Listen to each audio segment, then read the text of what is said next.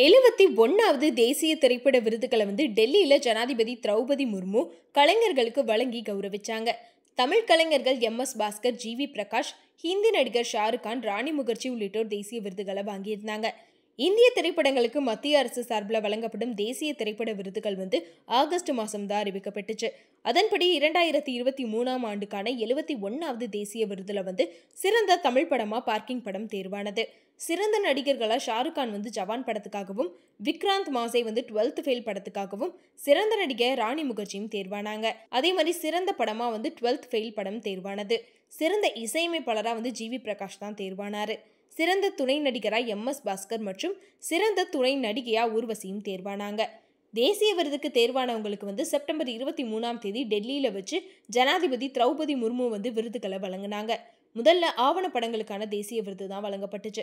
தமிழ் ஆவண படமான little wings அப்படின்ற படத்துக்காக சிறந்த ஒளிப்பதிவுக்கான விருதை கொடுத்திருந்தாங்க. ஆனா இதோட ஒளிப்பதிவாளர் சரவண மருது சவுந்தர பாண்டி இறந்து விட்டதுனால அவருக்கு பதிலாக அவரோட அம்மா தான் இந்த விருதை வாங்கிக்கிட்டாங்க. தொடர்ந்து மாநில வாரியா தேர்வான படங்களுக்கும் தேசிய விருது வழங்கப்பட்டுச்சு. சிறந்த தமிழ் படத்துக்கான விருதை பார்க்கிங் பட தயாரிப்பாளர் சினீஷ் தான் வாங்கிக்கிட்டாரு. அடுத்ததா பாத்தீங்கன்னா நடனம், சண்டை, ஆடை வடிவமைப்பு, ஒளிப்பதிவு, இயக்கம், நடிப்பு அப்படின்னு சொல்லி ஒவ்வொரு பிரிவிலையுமே விருதுக்கு தேர்வானவங்களுக்கு விருது வழங்கப்பட்டுச்சு. சிறந்த இசையமைப்பாளருக்கான விருதை வாத்தி படத்துக்காக ஜி.வி. பிரகாஷ் வாங்கியிருக்காரு. இது இவர் வாங்கக்கூடிய 2வது தேசிய விருது அப்படின்றதையும் கண்டிப்பா சொல்லி ஆகணும். சிறந்த துணை நடிகைக்கான தேசிய விருதை வாஸ் அப்படின்ற குஜராத்தி படத்துக்காக ஜானகி போதிவாலாவும், உள்ளொழுக்கு அப்படின்ற மலையாள படத்துக்காக நடிகை ஊர்வசியும் வாங்கியிருந்தாங்க. சிறந்த துணை நடிகருக்கான விருது 2 பேருக்கு கிடைச்சிருக்கு. பார்க்கிங் படத்துல சிறந்த நடிப்பை வெளிப்படுத்தின சிறந்த துணை நடிகருக்கான விருதை எம்.எஸ். பாஸ்கர் அவர்கள் வாங்கியிருக்காரு.